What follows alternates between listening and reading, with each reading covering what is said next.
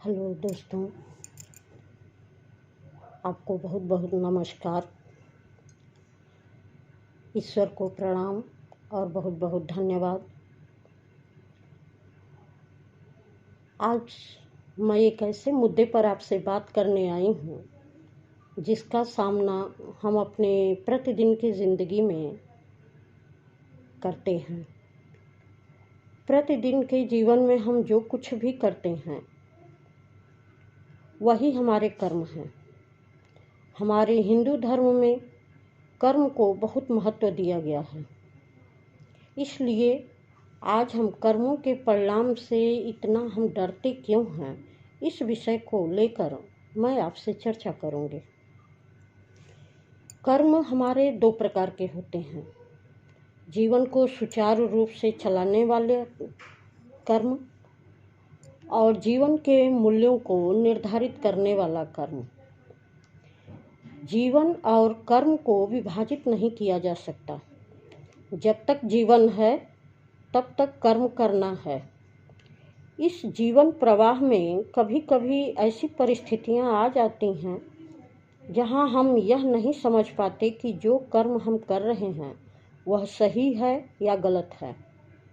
क्योंकि हिंदू धर्म की मान्यता है कि व्यक्ति को अपने अच्छे बुरे कर्मों का परिणाम भुगतना ही पड़ता है और इस कर्म भुगतने के परिणाम से डरकर हम गलत कर्मों से दूर रहने की कोशिश करते हैं। जिस गलत का निर्धारण हमारा विचार करता है यह किसी डर से नहीं होना चाहिए, बल्कि आपके कर्मों की यह स्वाभाविक अवस्था होनी चाहिए कि कौन सा कर्म सही है और कौन सा कर्म गलत है। हमें कर्मों के परिणाम से डरकर नहीं, बल्कि स्वाभाविक रूप से जो सही विचार स्वतः निर्गत हों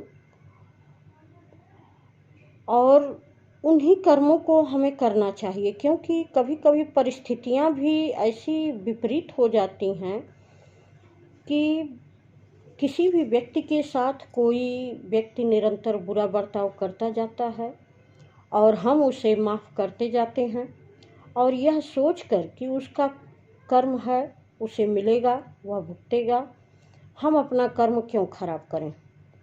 लेकिन परिस्थितियां कभी कभी इतनी विपरीत हो जाती हैं कि उस व्यक्ति का जवाब देना आवश्यक हो जाता है। फिर भी हमारा मन अर्जुन की तरह दुविधा में पड़ा रहता है कि आगे क्या करूं, मुझे क्या करना चाहिए।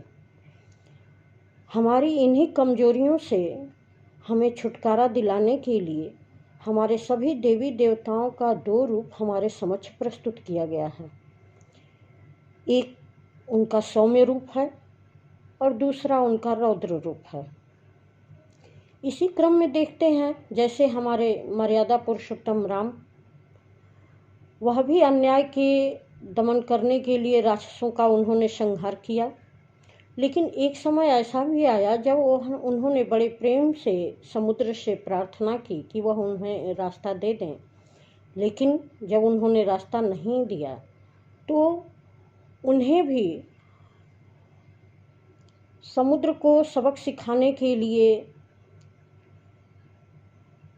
विपरीत अपनी बनाई हुई परिस्थितियों के या विचारों के प्रतिकूल जाना पड़ा। क्योंकि ये चौपाई है कि विनय न मानत जलधि जड़, गए 3 दिन बीत, बोले राम सकोप तब, भय बिन होय न प्रीत। तो कभी कभी ऐसी परिस्थितियां आ जाती हैं कि कभी कभी हमें इन चीज़ों का भी सहारा लेना पड़ता है। ऐसी स्थितियों के बीच में हमें फंसकर अपने कर्मों को सोचना पड़ता है कि किस तरीके से यहाँ हमारे व्यवहार होने चाहिए। कृष्ण ने भी न्याय की स्थापना के लिए अर्जुन को गीता का उपदेश दिया, जबकि अर्जुन के लिए इतनी विकट परिस्थिति थी कि सामने उनके अपने ही थे, कहीं उनके गुरु थे तो कहीं बड़े भाई थे, छोटे भाई थे और कहीं उनके बड़े पिताजी थे।